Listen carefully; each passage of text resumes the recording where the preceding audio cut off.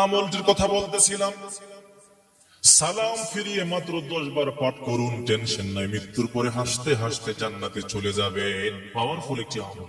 রাসূল বলেন দুটি অভ্যাস এমন আছে, খুল্লাতান আও খসলাতান, দুটি অভ্যাস এমন আছে লাম ইয়ামাল বিহিমা আব্দুল মুসলিম, কোন মুসলমান তা করবে না, যদি করে ইল্লা দাখালাল জান্নাহ, জান্নাতে চলে যাবে।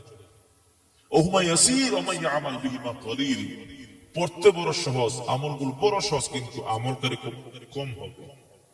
আপনি চিন্তা করেছেন ছোট্ট আমল, সালাম ফিরিয়ে মাত্র 10 বার পাঠ করবেন, মৃত্যুর পরে হাসতে হাসতে জান্নাতে চলে যাবেন।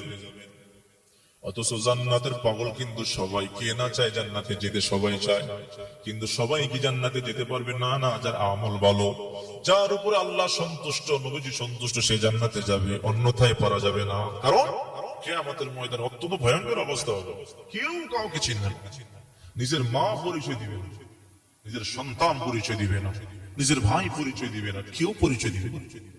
যে মা সন্তানকে জীবন থেকে বেশি ভালোবাসে, ওই মা কিয়ামতের ময়দানে সন্তানের পরিচয় দিবে না। বাবা সন্তানকে জীবন থেকে বেশি ভালোবাসে, ওই বাবা পরিচয় দিবে না। আপন ভাই ভাইকে অনেক মহব্বত করে, ওই দিন পরিচয় দিবে। এই জন্য নবীজি বলেন, তোমরা যখন সালাম ফিরাবে, সালাম ফিরানোর পরে তোমরা 10 বার পড়বে। আমলটি কি? দুবুর কুল্লি সালাতিন মাকতুবা ইউসাব্বিহুল্লাহু 10 মাররাত ওয়া ইয়াহমাদুল্লাহু 10 মাররাত ওয়া ইউকাব্বিরুল্লাহু 10 মাররাত দাখালাল জান্নাহ। 10 বার পড়বেন সুবহানাল্লাহ, 10 বার আলহামদুলিল্লাহ, 10 বার আল্লাহু আকবার, মাত্র 10 বার সালাম ফিরিয়ে পড়বেন। 10 বার সুবহানাল্লাহ, 10 বার আলহামদুলিল্লাহ, 10 বার আল্লাহু আকবার, এই আমলটা করবেন, মৃত্যুর সাথে সাথে জান্নাতে চলে যাবেন। নবীজির হাদিস।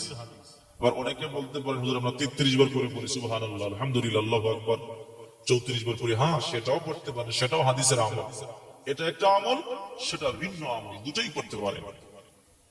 এই জন্য নবীজি বলেন, সালাম ফিরানোর পরে যে আমলের কথা বলতেছিলাম, মাত্র 10 বার পাঠ করবা, বিনা হিসেবে জান্নাতে চলে যাবা। ভাই, আল্লাহ যদি আমাদেরকে দয়া না করে জান্নাতে আমরা যেতে পারবো না। আল্লাহর দয়া ছাড়া আমাদের কোনো উপায় নাই।